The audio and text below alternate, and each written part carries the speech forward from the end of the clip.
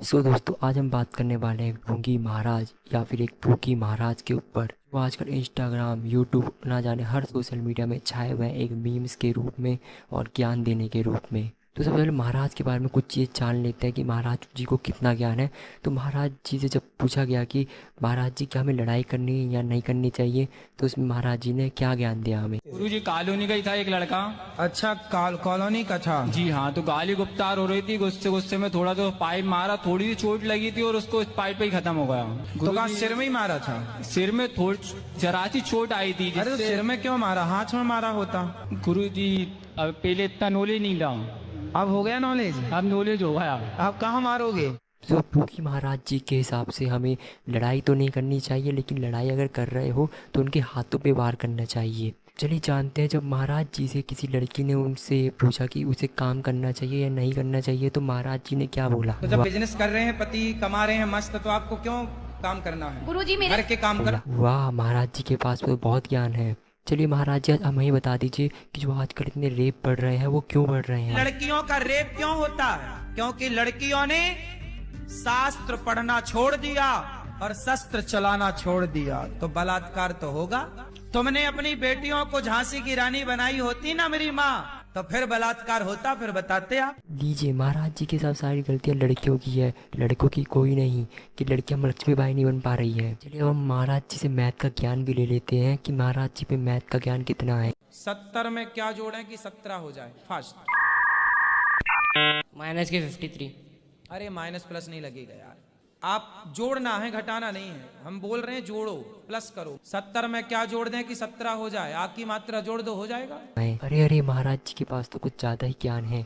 Math का तो पता नहीं, लेकिन मुझे लगता है महाराज जी के पास साइंस का ज्ञान बहुत होगा, इसलिए साइंस से रिलेटेड कुछ उनसे क्वेश्चन पूछे जाए तो क्या हो। ऐसी किसी औरत ने पूछा कि महाराज जी हमारे यहाँ लड़का पैदा नहीं होना है, तो आप बता दीजिए लड़का पैदा कैसे होगा। ये शुरू कब होगा? जिस दिन महिला का टाइम स्टार्ट हुआ है, पीरियड, उस दिन से पहली रात, दूसरी रात, तीसरी रात, चौथी रात छोड़ के 5वीं रात गर्भाधान हुआ तो बेटी, 6ठी रात हुआ बेटा, 7वीं रात हुआ बेटी, 8वीं रात हुआ बेटा।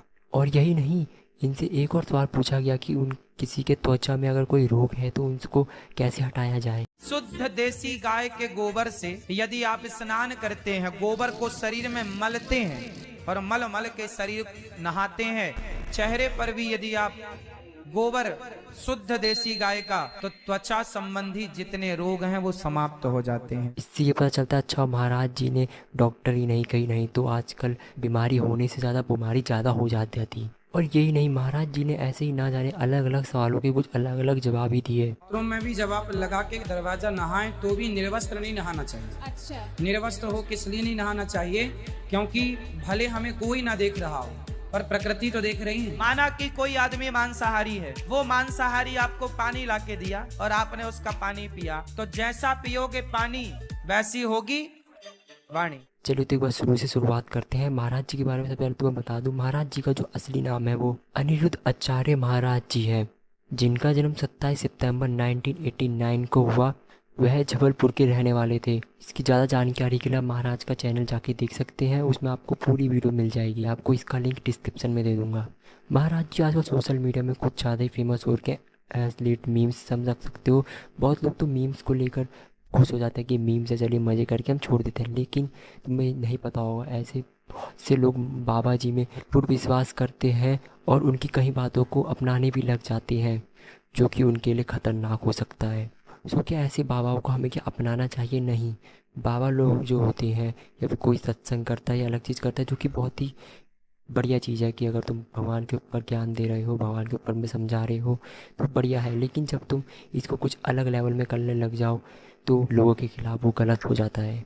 ऐसे ही बाबा जी बहुत सी चीज़ अच्छी भी करते हैं, भगवान के बारे में बताते हैं, लेकिन बाबा कभी कभी कुछ जवाबों को कुछ अलग तरीके से जवाब देते हैं जिसका लोगों में उसका खतरनाक असर दिखता है। तो सुझाव यही है कि बाबाओं को मीम्स के रूप में देख रहे हो तो बहुत अच्छा है, लेकिन उनकी सारी बातों को, कई बातों को ना अपनाए तो तुम्हारे लिए अच्छा रहेगा। जैसे कुछ बातें तो बहुत अच्छी करते हैं, याद होगा आपको बिस्कुट के बारे में, उन्होंने कितना बढ़िया चीज़ करी थी। बिस्कुट का मतलब क्या है? बिस्किट का मतलब क्या है?